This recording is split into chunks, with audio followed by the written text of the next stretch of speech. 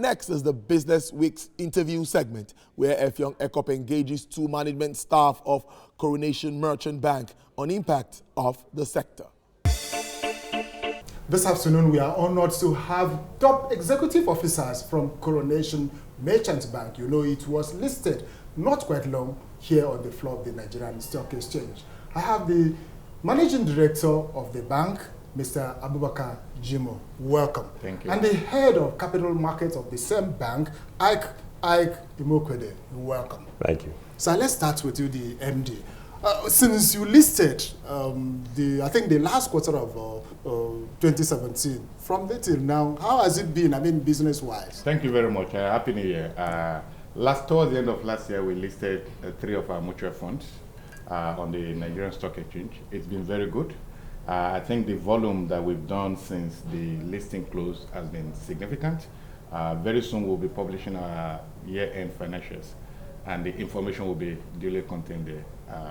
For an asset management, which is our subsidiary that has just been in the market for a year, the performance was phenomenal, and we're very impressed. Let's talk about your lines of clients. Who are your main customers? Because we are so familiar with the works of commercial banks. You know, when you talk of merchant bank, it looks, you know, somehow something for the big men. So who do you work with? Who do you cater for? The merchant bank sector is for the economy. Yes. And each type of a bank have the kind of client that they cater to. For the merchant bank, that is sometimes referred to as investment banks, we deal at the wholesale level, and we deal mainly with high-end corporates. And also based on our own risk criteria, we've selected the kind of people that we're going to be dealing with to limit the kind of risk we take, and also to specialize and form our own niche market. So essentially our clientele are those of that you find in the high end of the corporate end. We also deal with retail, with individuals, but we deal at the high end because we have a minimum deposit requirement that is required for a merchant bank. And this does not include the retail level. So obviously we've selected the kind of people and the kind of clients that we'll deal with.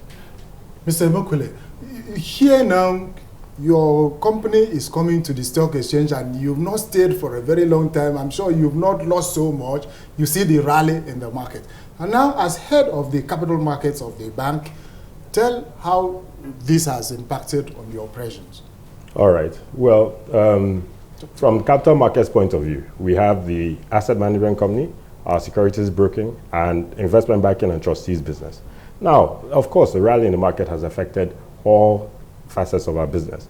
You are seeing that there are going to be new IPOs, there are going to be new capital raises as the market is expanding, and that helps our investment business, our investment banking. But on the other part of it, our trustees business still has room to grow because of services we can also add from the transactions that we structure. But then we also have the asset management and the stockbroking to give us distribution, so we can help grow, take the business of our clients 360 and serve them completely. Do you operate across the national borders? Well, we have 3 offices. We have Lagos, Abuja, and Port Harcourt. And as a merchant bank, you don't actually need the physical offices to operate. So you need to be able to deliver from wherever you are. So if we have mandates that cut across the border, definitely we can handle it. Most of our businesses happen to be in the area of advisory, as I mentioned, which is investment banking. We also, in the stock brokerage area, we can attend to customers that are across the border in terms of execution of the transaction using Coronation securities. So what we have is a robust IT system, and we use our technology to attend to our clients all over. We have seen banking stocks, and in fact the banking subsector, the financial sector, doing very well in the economy. But there has always been arguments that part of the real sector suffers so much because they don't get right services from the financial subsector. I don't know how you will take this argument, that the banks don't support the real sector in the Nigerian economy as expected.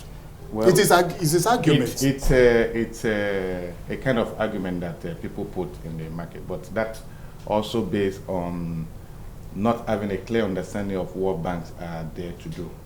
A bank will operate to support the economy, but you can only support the economy in a sustainable way if you remain in business yourself.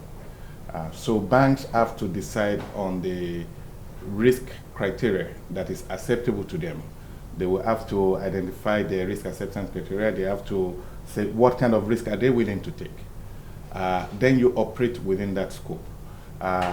All this is also guided by regulation. So if I'm going to be lending, I'm going to be lending within regulation. And the banks, most banks operate within that regulation. And central bank generally form these policies to ensure that the economy is supported.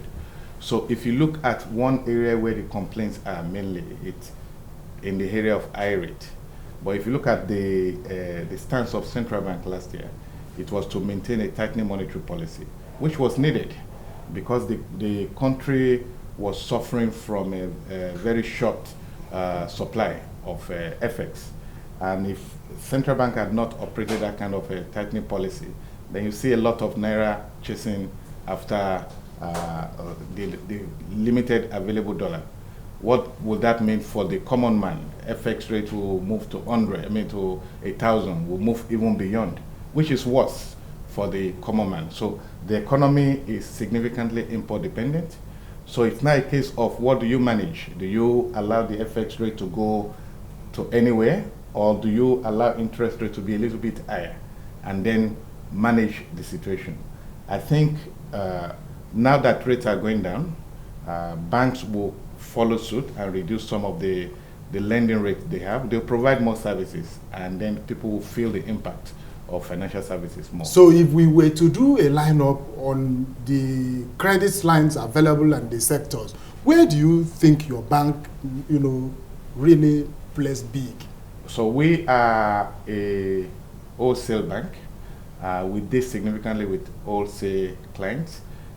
We are big in most areas. We do international trade finance, we do project finance, and as I mentioned, we're very big in investment banking, which is significantly advisory. We also try to do a lot of advocacy and education in the market so that people can understand what an investment bank does. For instance, what we did with the Nigerian Stock Exchange today, which is the sponsorship of a seminar on the benefits and risk that you can face with a derivative product. That is to educate the market. That is to ensure that clients and the populace generally understand this product and they can take benefit of it for the development of their economy. For instance, a small player in the market that has exposure to FX risk can understand how to use derivative to protect themselves in case the market turns. So these are the kind of things that we're doing to make sure that we impact significantly on the economy. Okay, let's leave it there. We are so very happy that both of you. Thank you very much. I've been speaking with the Managing Director of Coronation Merchants Bank, Abubakar Jimoh, and he came here with the head of capital markets of the same bank, Imoukhuode. Thank you. Thank you very much. It's a pleasure. Well, that's all we have for you today on Business Week. I'll leave you with the graphics of the commodities market. Join us again next week for a fresh edition of stories across Nigeria. I am Tolu Lokpe Ogunjobi. Bye for now.